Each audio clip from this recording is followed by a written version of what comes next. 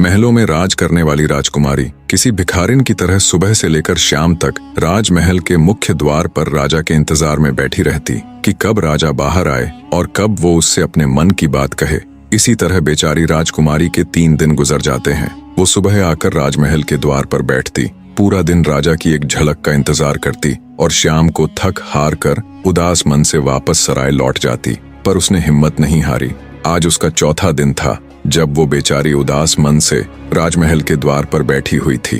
तभी राजमहल का मुख्य द्वार खुलता है और घोड़े पर सवार राजा धर्मपाल राजमहल के बाहर आते हैं। राजा को देखते ही फुर्ती के साथ राजकुमारी तारा उनके घोड़े के आगे खड़ी हो जाती है और कहती है, हे राजा महाराज, बहुत दिनों से मैं आपका इंतजार कर रही हूँ। मुझे आपसे कुछ बात करनी है।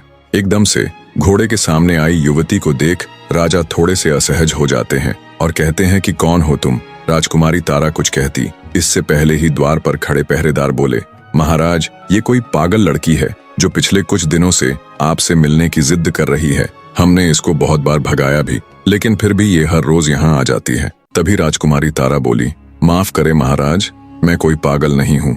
मैं तो एक दुखियारी स्त्री हूँ जो बड़ी उम्मीद लेकर आपसे मिलने आई हूँ। राजकुमारी की बात सुन राजा बोला, सुनो लड़की, अभी तो मैं किसी जरूरी कार्य से बाहर जा रहा हूँ। तुम कल इसी समय राजदरबार में आ जाना। कल तुम्हें अंदर आने से कोई नहीं रोकेगा। इतना कह राजा धर्मपाल वहां से चले जाते हैं। राजा से आश्वासन मिलने पर राजकुमारी वापस सराय चली जाती है।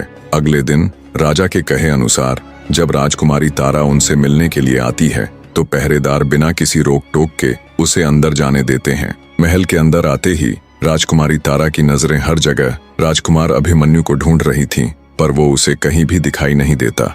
राजकुमारी राजसभा में चली जाती है। जब वो राजसभा में आती है तो एक काली कलूटी बदसूरत सी महिला को देख राजसभा के सभी सदस्य बड़ी अजीब नजरों से उसे घूर रहे थे। राजकुमारी तारा राजा धर्मपाल के समक्ष जा उन्हें हाथ जोड़कर प्रणाम करती है।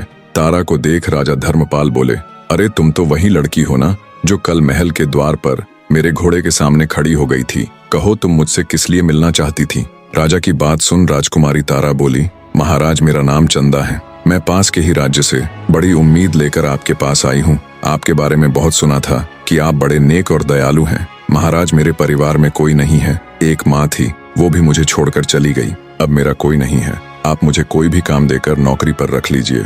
तारा की बात सुन राजा धर्मपाल ने एक बार उसे गौर से देखा और बोला, मेरे पास नौकरों की कोई कमी थोड़े ही न है जो मैं किसी दूसरे राज्य की बदसूरत सी दिखने वाली लड़की को अपने राजमहल में नौकरी पर रखूंगा।